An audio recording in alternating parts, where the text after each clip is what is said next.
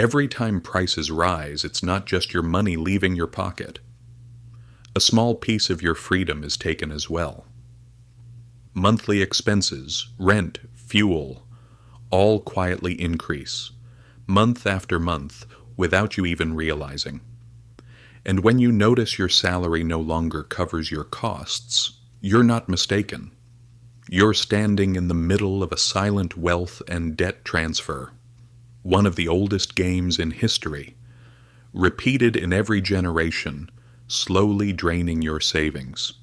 Because inflation doesn't just raise prices, it decides who owns the future.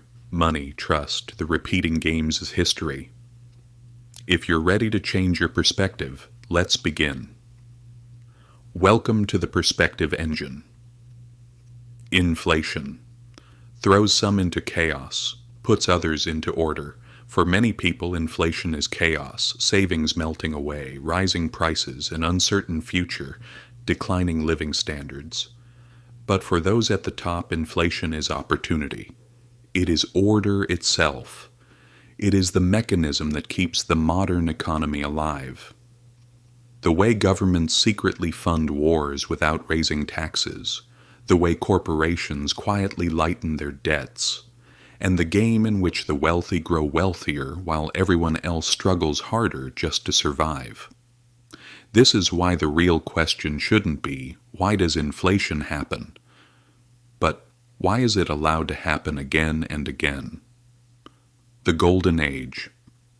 When money had a real limit, to understand this, we must go back to a time when inflation was not a rule, but a national emergency. At the start of the 20th century, major economies were tied to gold. Every banknote was backed by gold stored in vaults. Money was limited, disciplined, and stable. But this came with a cost governments did not like. They could not print money to cover their mistakes, running a budget deficit. You either had to raise taxes or admit failure. Money was restricted and rules were strict, creating inflation on purpose, as no one could even imagine it. And then all stability shattered. The Great Depression of the 1930s tore the rulebook apart. Prices fell, wages collapsed, banks went bankrupt. The world wasn't locked by inflation, but by deflation. In a world where money gains value every day, nobody spends, debts grow heavier, and the economy collapses. This crisis reshaped monetary policy from the ground up. Post-war world, a mountain of debt and a new solution. After World War II, countries emerged with debts surpassing 200% of their GDP. It was impossible to truly repay this. So what was the solution? They let inflation do the job. Throughout the 1950s and 60s, debt didn't shrink because of growth. It shrank because money slowly lost value. Silently, without anyone noticing. And the system learned one lesson. Moderate inflation quietly solves impossible problems. 1971. The moment money's destiny changed. Then came 1971. Nixon closed the gold window completely. The dollar could no longer be exchanged for gold. They called it temporary. It became permanent. On that day, money stopped being a measure of value and power. It became a policy tool. Its foundation was no longer gold, but trust. And trust can be expanded endlessly. Inflation stopped being a flaw of the system. It became part of the design, a silent game. The rules of the game completely changed in the new system. Money could be created without limit. Governments could borrow endlessly. Banks could expand credit however they wished. And investors learned one truth. Those who borrow win, not those who save. Because inflation flips the logic of money. If you hold cash, inflation makes you poorer. If you borrow, inflation rewards you. A mortgage that feels crushing today seems laughably light in 20 years. Meanwhile, your home, land, and stocks keep rising. Inflation shrinks debt and grows assets. The power that makes the rich richer and crushes the poor, this is not a conspiracy. It is mathematics. Inflation keeps a debt-based economy alive. Without it, the system is a house with no pillars. This is why central banks and governments have a silent agreement. A slow, constant devaluation of money is better than a full system collapse. But what does this mean for the average person? The answer is painfully simple. Wages are crushed by inflation. Expenses rise faster than income. Savings evaporate. The middle class works harder, but goes nowhere, because this harsh game rewards ownership, not labor. The Cantillon Effect. Who money really serves. Who gets newly created money first? Banks, governments, large corporations. When money still has value, by the time it reaches you, it has already been diluted. This phenomenon was named 300 years ago, the Cantillon Effect. In short, inflation lifts new money upward and pushes its burden downward. 1980 to 2000. The 2% inflation. Illusion. Starting in the 1980s, central banks chose a rate, 2%.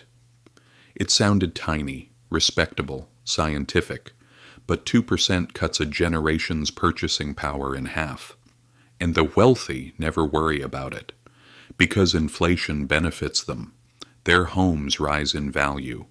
Their corporate capital grows. Their stocks surge. Their debts shrink. Inflation is their silent partner.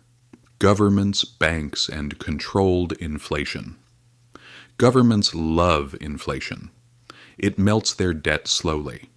Banks love inflation. It forces people to borrow. Central banks love inflation. It keeps the system alive. And the public? The public hates it, because the public pays for it. 2008 to 2020. A mirror of the modern cycle. The 2008 crisis should have been a reset. It wasn't. Central banks printed trillions. The money flowed to banks and markets, not the people. Stocks soared. Real estate exploded. Wages stagnated. Then 2020 hit. This time money went straight to the public. Demand surged, supply collapsed, inflation exploded. Once again the same script. The wealthy gained even more. The middle class shrank, prices set new records, debt dynamics completely shifted. This wasn't greed, it was a rewarded game strategy. History repeats Weimar Germany, post-war Britain, the US in the 1970s, the world in the 2020s.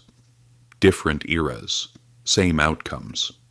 Inflation is the oldest and quietest wealth transfer in history.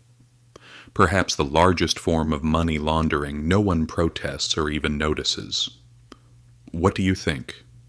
Leave your comments. Why isn't it stopped? Because stopping inflation means collapsing the system. Deflation drags debtors into ruin, bankrupts banks, freezes trade. This is why central banks fight inflation, yet breathe because of it. They never end it. They only control it. Eliminating it completely would mean shutting the machine down. Inflation doesn't just change prices, it changes people, and this is its most dangerous effect. It teaches you to consume instead of save. It punishes patience. It rewards risk-taking and borrowing. It turns saving into fear. It pushes people into an endless loop of working harder but never catching up. Thus, the ideal citizen of today's economy is impatient, always spending, always borrowing, never fully secure. And that is exactly what the system wants. The big truth: inflation is not an accident or a mistake. It is how power decides who survives, and how time is measured. It rewards those who live in the future: borrowers, investors, risk-takers. It punishes those who live in the present: workers, taxpayers. It erases those stuck in the past. You think your money still has value, but it doesn't. This is why the wealthy love inflation and why you hate it. For them, it's not theft or laundering. It's strategy, a game of intelligence. The final question.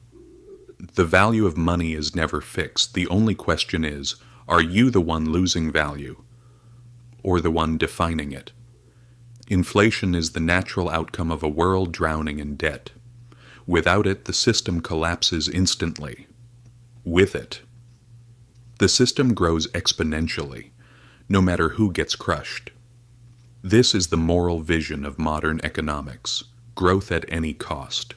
So next time someone says, a little inflation is good for the economy, remember to ask, good for whom? Not for the minimum wage worker trying to buy a home, not for the retiree on a fixed income, but for those who already own assets and for those planning to keep the system running. Final word. Inflation is not fire, it is oxygen, and the world we built cannot breathe without it. Yes, indirectly we are all the creators of this world. If this perspective opened a new window for you, don't forget to subscribe, like, and share your thoughts.